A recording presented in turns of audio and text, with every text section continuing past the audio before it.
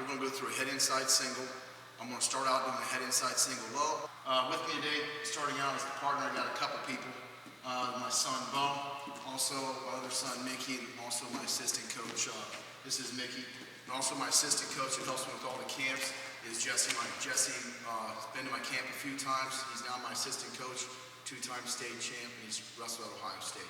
So we're going to start with a head inside single. I'm going to start with one setup, and then we'll get to some more setups at the end. Right now, we're going to start out with an inside tie. All right. My hand comes inside. I grab his tricep. Even though my hand's outside, everyone's always talking about fighting position, staying inside. The key is there's one body part that determines inside position. It's my elbow. So my elbow's inside. Bo's just want to have outside tie here, an elbow bind. My hand is on inside tie. I do not like to have a thumb block here. I will thumb block, but I'd rather the thumb be right here at the finger. I reach over and I cup the tricep. My right hand, real simple, is just on a collar tie. So I have an inside tie, collar tie here. Now, the shot we're going to do today is a head inside single shot, and the scientific word for the shot is called an angle knee drop. From here, from the setup, from an inside tie, collar tie, I will always circle towards the inside tie. I'm circling right to the left here towards the inside tie. As I'm doing so, I'm pulling in and down on the head, elbows are in to try to break his stance. Why? Because when you really break it down, I like to attack this leg right here, his left leg. To do that, I really have to do one thing. I have to beat Bo's left arm. All right? I do that by getting out of the stance. So I got an inside tie, collar tie. I circle to the left, pulling in and down. When his head comes up, I'm changing level and direction here. When his head comes up, this is the angle knee drop. I take a step, not forward. I'm not stepping here to the side. I split the difference. All right? I step at an angle here. Now once I step, a small step, sometimes you're going to see later on that I don't even take a step.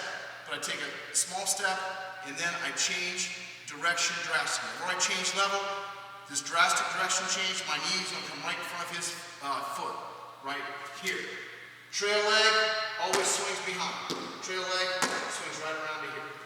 So again, the angle knee drop, all right, circle towards the inside tie, pull in and down, his head comes up, it's a small step. Small step here, an angle, there's my level change. Now I must change direction drastically. Right knee comes right in front of his toe. Here. Right hand goes elbow deep. Trail leg swings right around behind me. Now I just want you to see my lock.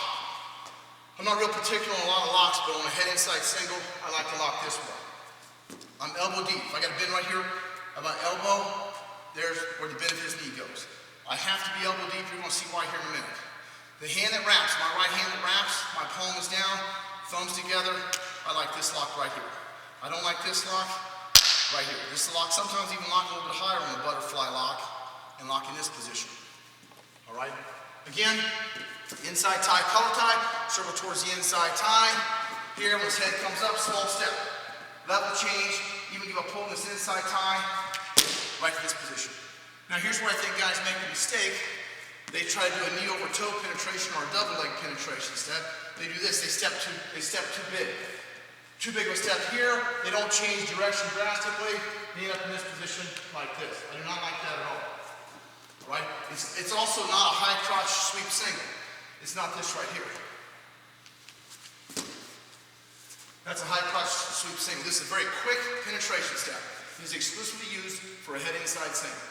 Here, circle, his head comes up, change level. Now change direction drastically. We always worry about a couple things the guy can do. I hate this move, it's called a spladle. The reason why guys get spladles is because of this. If I'm in bad position, if my head is down, my leg's up, there, Bo can reach over top and come to a spladle.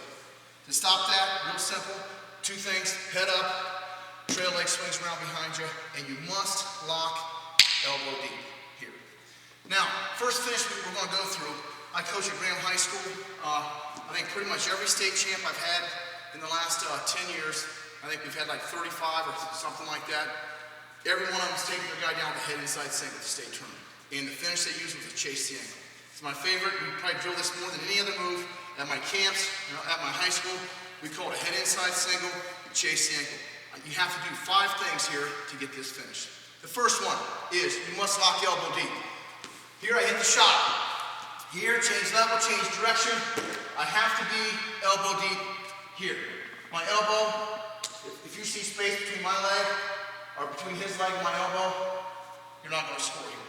All right? You have to be elbow deep in this position. That is number one. Number two, guys, is he's going to sprawl. When Bo sprawls, guys, I snap the ball. The ball is his leg. Just like I'm sitting on the football team, snapping the ball, the punter, I'm doing the exact same thing. I'm pulling in and down on his leg. What I want Bo's knee to do is I want his left knee to land right beside my right knee. It has to be there. If his knee is a foot away from my knee, I'm extended. Watch, he's going to sprawl. I don't pull him down. His knee's going to end up back there. Sprawl. He sprawls. His knee's far away from my knee. He's got me beat on position. So once I lock elbow deep, I know that he's going to sprawl. So when he goes to sprawl, I snap the ball, which is his leg. So number one, I hit the shot, I'm elbow deep. Number two, when he goes to sprawl, I snap the ball right here. His knee lands right beside my knee. Number three, I come off my knee and I drive to my elbow. Drive right to my right elbow. Number three, I drive off my knee.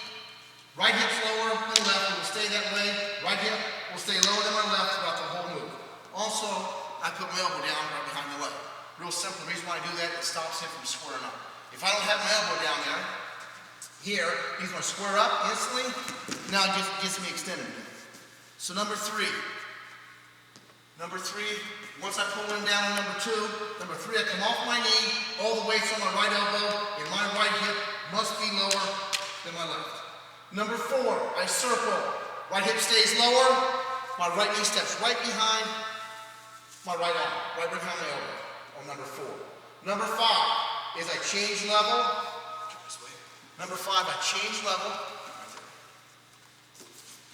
Number five, once I step over on number four, number five, I change level. What's the level change? Watch, my hip's going to go right down to my ankle. Here, there's a level change. Number five, I change level. Here, unlock my hands. Left hand must stay above his knee. Left hand stays above his knee. I change level. I even drop all the way to my hip. I call it a head inside chase the ankle. I don't chase the ankle anymore. I stay right underneath his hip. I come right to his far knee, right here in good position, and then drive. Again, one more time. Five. Inside tie, collar tie, circle the inside tie, change level, direction. Number one, lock elbow deep. Number two, as each spot, I pull in and down. Number three, I come off my knee and go to my right elbow. Right hip must stay lower than left. Number four, step over. Number five, change level and penetrate right across to that far knee. Most people screw up. There's five things. Most people get stopped hitting this finish because they screw up one of three things. Number one, if they're not elbow deep. I might hit the greatest shot in the world, the best setup in the world, but if my lock is right here behind his knee instead of elbow deep, if my lock is here, when he goes to sprawl, I can't get to my elbow. Watch. Even though his knee's beside my knee. Here, he sprawls, I pull in down, he land right here. Look where all the weight is. All the weight's on my left shoulder, head, and left knee. No way against a tough kid am I going to be able to get all the way to that position. They screw up usually 1, 3, or 5. Number three, guys, is real simple. All right, pulling it down. A lot of people will screw up this one. Once they get their elbow down, they don't have their right hip in this position. All right? If Bo's in here on the head inside single, he just hit the greatest shot. He's even on his elbow, but I always tell my guys, never hit that left knee. All right? We want to just be on the right knee for a second, and we want to have right hip down, because here's what happens. If he's right here, I think you guys all know, all right, I can step over, I can tap the leg here, knock him right down, or a lot of guys like to do this, they'll reach through and grab the far elbow. Here, if the hips are level, I can beat him. I'll hip into him, step over. If it's freestyle, if his hips are level, if his left knee's on the mat, if it's freestyle, real simple. If, to stop all that, once he hits that elbow, if he's right there, I can't do anything. I can't reach through and grab his elbow. I can't step over and do the freestyle. I cannot get him back down to that knee. There he steps over, stays underneath the butt, there, drives across and scores. The one that gets me the maddest is if they screw up number five. All right, number five is this one right here. Once I step over, here, I have it. All I gotta do is change level and go to there. But here's what I say, a lot of high school kids, a lot of junior high kids do, is they do this. They come up around the waist. If I do that, Bo's gonna whiz me down, he's gonna square up. Now I gotta fight a front head. All because it came up around the waist. So just make sure that you don't screw up any of the 5. If you screw up any of the 5, you're not going to score the takedown. One more time. Here, inside tie, collar tie circle. Here. 1, pulling it down. 2. Right here, elbows down. Step over. Right to here. And when you get good at this, when you get really good at this move, you're going to do the first 3 all at the same time. You're going to do 3 things at once. 3 things at once. You're going to lock elbow deep. You're going to pull in down. You're going to be right there on your elbow. Watch. You're going to do 3 things at once. Here, hit the shot. Right to that position. Here's what I see most high school kids and junior high kids do, or even college guys, is they hit a shot and they pause that long. If I pause that long, he's going to win. If I just hit a shot and pause, if I hit a shot here and pause, he sprawls, next thing you know I'm on both knees, and now I'm in trouble. When you get good at this, you move that trail leg. The whole key, I always tell people, the whole key to the move is my trail leg, my left leg. Watch what my trail leg is going to do. When I hit this shot, my trail leg is going to move about 5 feet. 5 to 7 feet, my trail leg is going to swing right behind me. From here to here. From here to here. And what that does is I never have to carry his weight. If I just shoot in, I don't move my trail leg, I got to carry his weight. Watch my trail leg. If I do not move my trail leg, watch what's going to happen. I hit a shot here, he sprawls, right there I'm carrying his weight. We know he's going to sprawl because that's what 9% of the guys do when you hit a shot. My trail leg's going to swing around behind me now, then I don't have to carry his weight. From here, trail leg moves a ton. Trail leg's right here, I'm not carrying his weight, he's sprawled, I'm in perfect position, right elbow's down, my right hip's lower, left hip's higher, there, step over, and finish. One more thing on this my right hip being lower. I see a lot of guys who do this too. It bows in here, and all of a sudden, before he goes a step over, I see a lot of high school kids drop to their knee there. They go to step over that way. That does exactly what I want him to do. If he ever hits that left knee and goes a step over, we'll hit right into it. So the whole time, when he hits the shot, right hip's going to be lower, right there, steps right over, he's going to stay underneath my hips, reach right on across, and score. My brother, Jim, beat John Smith. He's Oklahoma State's head coach, 2-time national champ, I think 6-time world champ. My brother beat John Smith in the national finals by doing a head inside chase yank. He beat him twice that year. Once John Smith beat him. Here's what John Smith would do to stop Jim's single leg. All right? My brother's on a single leg on John Smith, and my brother stepped over. And John Smith is very flexible. He'd stick his right leg out as far as he could. Here. Hand draped right down here. Every time my brother came up around the waist. Why? He could not grab the leg. Try to grab the leg. He could not grab the leg. Come up around the waist. John Smith whizzed him down. Squared up. My brother fought a front headlock the whole match, and Smith beat my brother 1-0. Come back, we worked on how do we finish from that. John Smith sticks that leg way out there. Here's the bottom line. We can't come up around the waist. If we do, we're going to get wizard.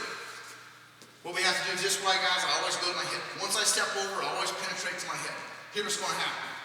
Once I hit this shot here, he sprawls here, turn this way, right here in this position. Once I step over, he can stick that leg as far out as he wants. I cannot grab it from here. I cannot grab it. We cannot come up to this position. Watch what's going to happen.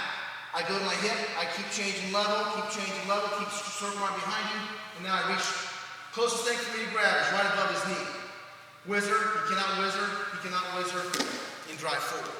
That is why 90% of every head inside single my guys hit, they ram or I hit, I always stay underneath the butt, I always go to my hip.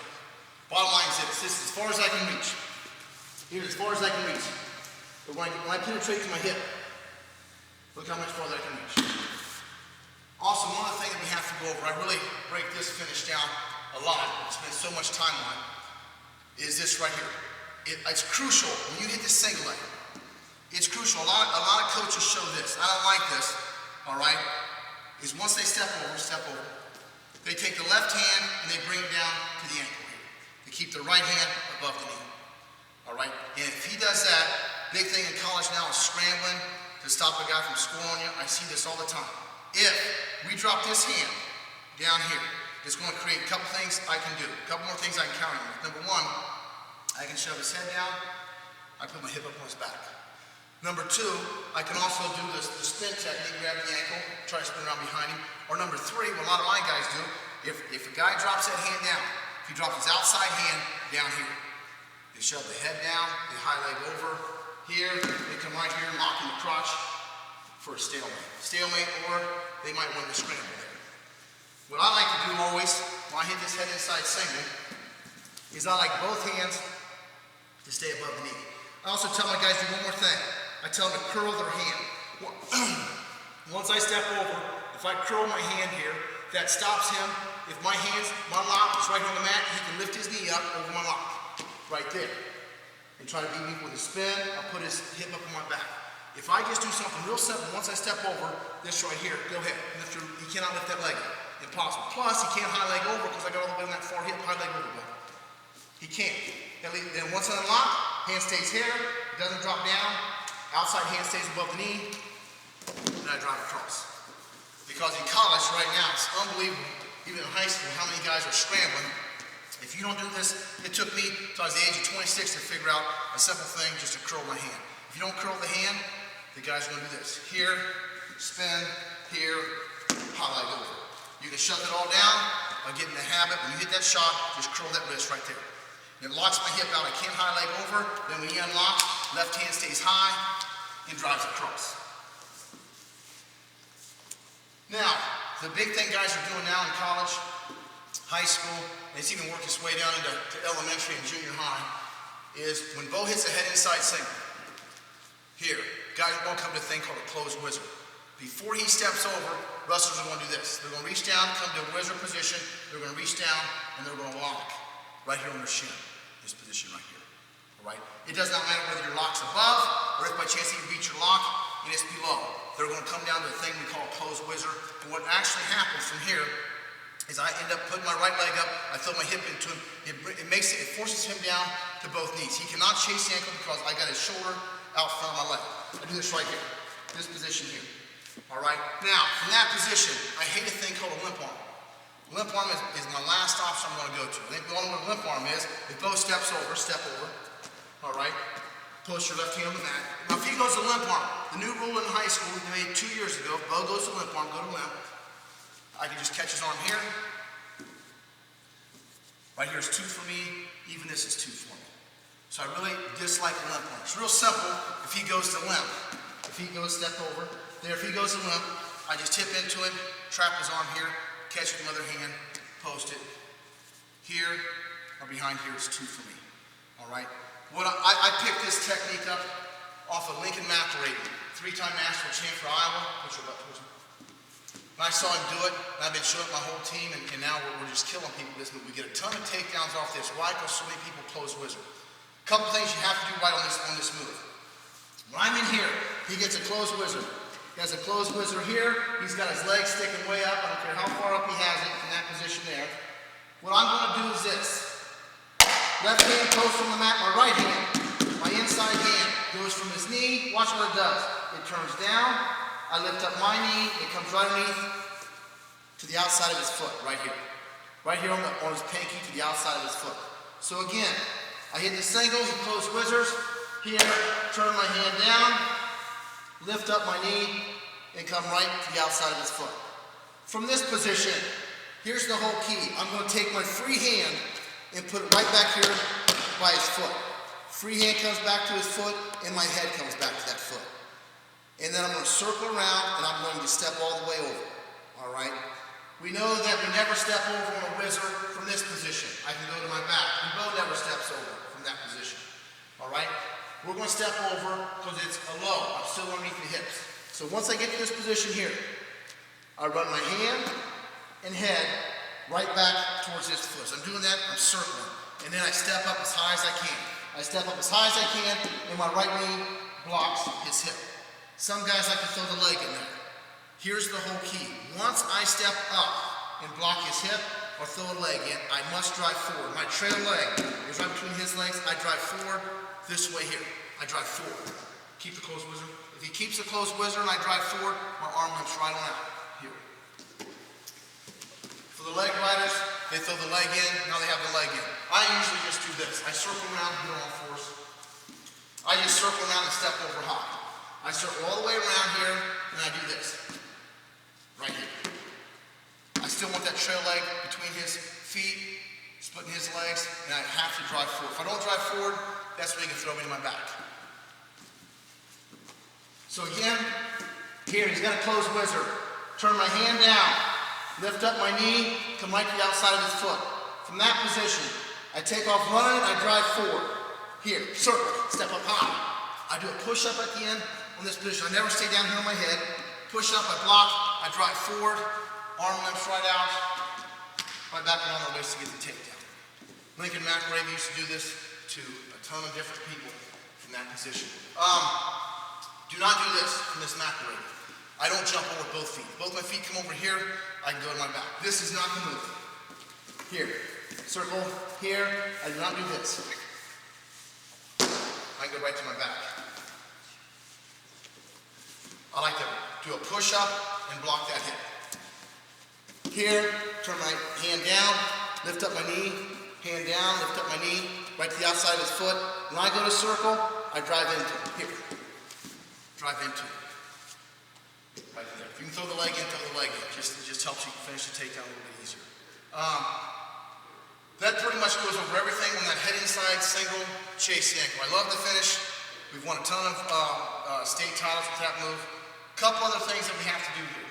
There comes a time where I have got to make a decision. All right, usually the decision is this.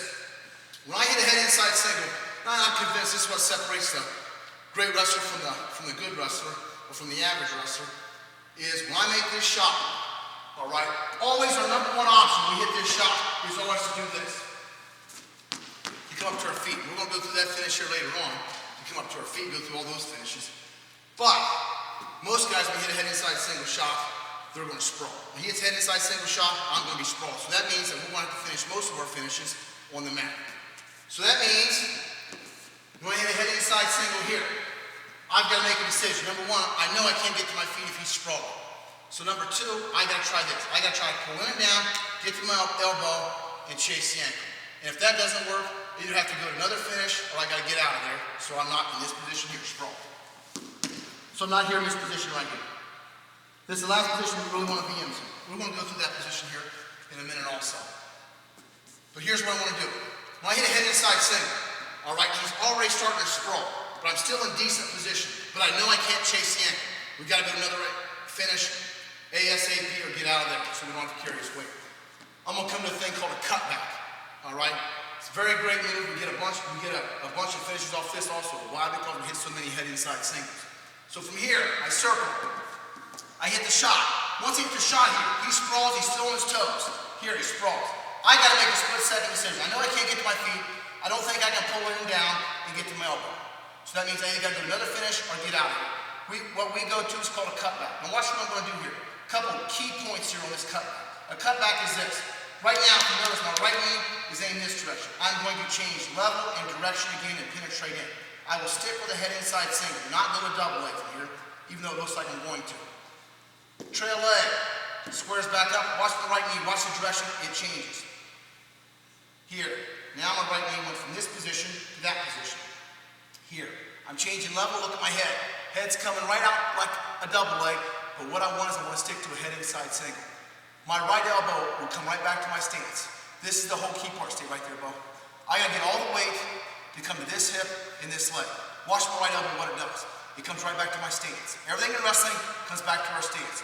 When I do that, watch what happens. I change level and direction, I pull right in here. All the weight just shifted to his left hip. Now I'm real low here, that means I can lift. Look at the level change. My butt cheeks are on my heels, are almost on the mat.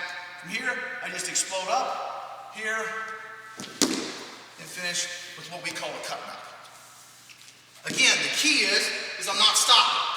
That's the whole key. If I stop in wrestling, it's the good guy's going to win, or he's going to wear me out. So once I hit this shot, I make a split-second decision. I cannot chase the ankle, so I'm going to go to a cutback.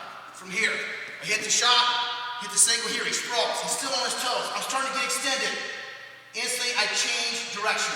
My left leg comes up, watch my knee. My knee changes direction, I come right back into it. Here, and then I change level, but the whole key is my head and my right elbow. My right elbow comes right back into my side to get all that weight, this hip here. Here. All the weight's there, now I can lift him, explode up, lift, and finish with a cutback. If I go to a double leg, I think I'm gonna get in trouble. Here's the reason why. Sprawl. If by chance, right there, if I don't get all that weight to this hip, and I give it a double, here's what's going to happen.